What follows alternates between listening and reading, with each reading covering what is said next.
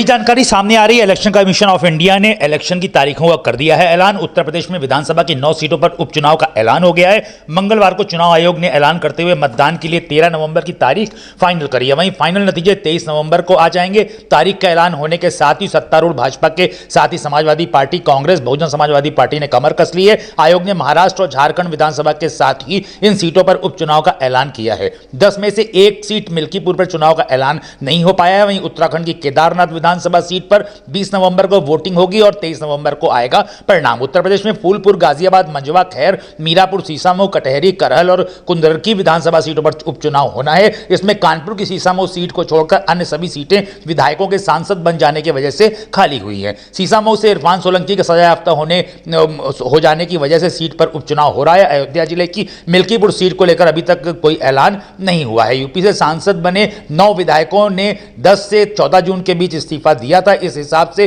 14 दिसंबर के पहले ये सीटें भरी जानी चाहिए, लेकिन इरफान सोलंकी की सीसामऊ सीट 7 जून को ही रिक्त घोषित की गई थी, इसलिए यह 7 दिसंबर के पहले ही भर जानी चाहिए। 23 इसलिए नवंबर में चुनाव करवाने ही होंगे। 2027 के प्रस्तावित यूपी के विधानसभा चुनाव के लगभग 2.25 साल पहले होने वाले उपचुनाव को सियासी दल सत्ता के सेमीफाइनल के तौर पर देख रहे हैं। उपचुनाव वाली सीटें वेस्ट, सेंट्रल, अवध, पूर्वांचल सहित प्रदेश के लगभग हर क्षेत्र का प्रतिनिधित्व करती हैं, इसलिए नतीजे संभावनाओं के लिटमस टेस्ट के तौर पर देखे जा रहे हैं। आपको बताते चलें कि गाजियाबाद, मीरापुर, फूलपुर की अगर हम बात करें, या मंझवा की बात करें, या करहल की बात करें, या कुंदरकी की बात करें, तो या खैर विधानसभा सीट की बात करें, या कटहरी विधानसभा सीट की बात करें, या कानपुर के सीसामऊ सीट की बात करें, तो कानपुर के सीसामऊ विधानसभा सीट से यूपी चुनाव 2022 के दौरान समाजवादी पार्टी उम्मीदवार इरफान सोलंकी ने जीत दर्ज की थी। इरफान सोलंकी के इसके बाद से लगातार कानूनी पचड़े में फंसे रहे। एक महिला के घर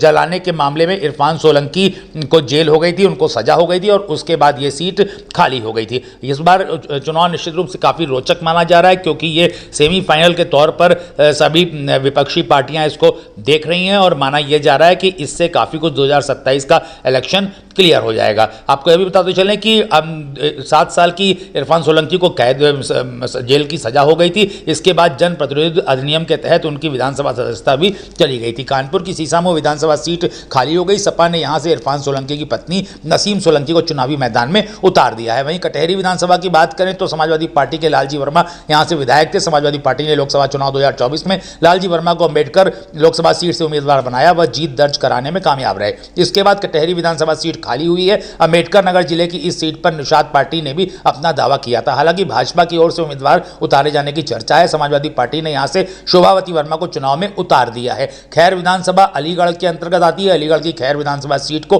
भारतीय जनता पार्टी के गढ़ के रूप में जाना जाता है। यहां से यूपी चुनाव 2022 में अनूप वाल्मीकि ने भाजपा के टिकट पर जीत दर्ज करी थी। भाजपा ने उन्हें लोकसभा चुनाव 2024 में हाथरस सीट से उम्मीदवार बनाया। अनूप वाल्मीकि जीत दर्ज करने में कामयाब रहे। इसके बाद खैर विधानसभा सीट खाली हुई है। समाजवादी पार्टी की कोशिश इस सीट पर जीत दर्ज करके भाजपा के किले में सेंधमारी की भी लग रही है। संभल लोकसभा सीट से समाजवादी पार्टी ने लोकसभा चुनाव 2024 में पहले शफीकुर रहमान बर्ग को उम्मीदवार घोषित किया था। लोकसभा चुनाव से पहले शफीकुर रहमान बर्ग का निधन हो गया था। इसके बाद अखिलेश यादव ने यहां से उनके पोते और मुरादाबाद की कुंदरकी विधानसभा सीट से विधायक जियाउर रहमान बर्ग को चुनावी मैदान में उतारा था। जियाउर रहमान संभल सीट से जीत दर्ज करने में कामयाब रहे थे। इसके बाद कुंदरकी विधानसभा सीट खाली हुई है। कुंदरकी विधानसभा सीट को समाजवादी पार्टी का गढ़ माना जाता है। वहीं मैनपुरी का करहल भी काफी महत्वपूर्ण माना जाता है। मैनपुरी जिले के तहत करहल विधानसभा सीट आती है। यहां से अखिलेश यादव यूपी चुनाव 2022 में जीत दर्ज करके पहली बार विधायक बने थे। 2012 में मुख्यमंत्री बनने के बाद दौरान अखिलेश यादव विधान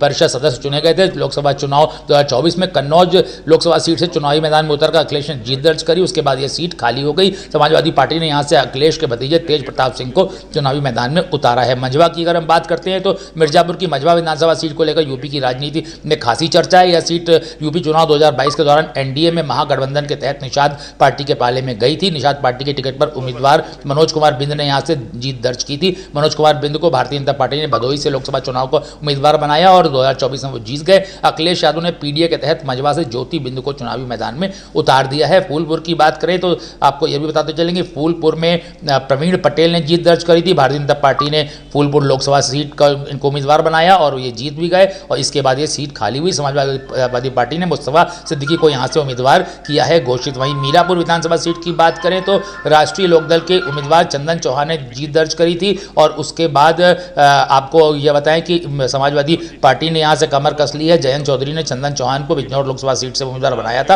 और वो जीत दर्ज इन्होंने की और उसके बाद ये सीट भी खाली हुई। गाजियाबाद की बात करें तो गाजियाबाद सदर विधानसभा सीट से भारतीय जनता पार्टी के मजबूत किले के रूप में जानी जाती है। यूपी चुनाव 2022 के दौरान यहाँ से अतुल गर्ग, जो कि काफ़ी सज्जन भारतीय जनता पार्टी के सिपाही माने जाते हैं, उन्होंने जीत दर्ज करी थी। तो लोकसभा चुनाव 2024 में भाजपा ने गाजियाबाद के सांसद रहे पूर्व सेना प्रमुख रिटायर्ड जनरल वीके सिंह का टिकट काटकर अतुल गर्ग को चुनावी मैदान में उतारा। अतुल गर्ग भी लोकसभा जीत गया और इसके बाद यह सीट खाली हो गई। महत्वपूर्ण खबर, चुनाव आयोग अभी उत्तर प्रदेश की मिल्कीपुर सीट की में कब इलेक्शन होगा उसकी भी घोषणा कर सकता है।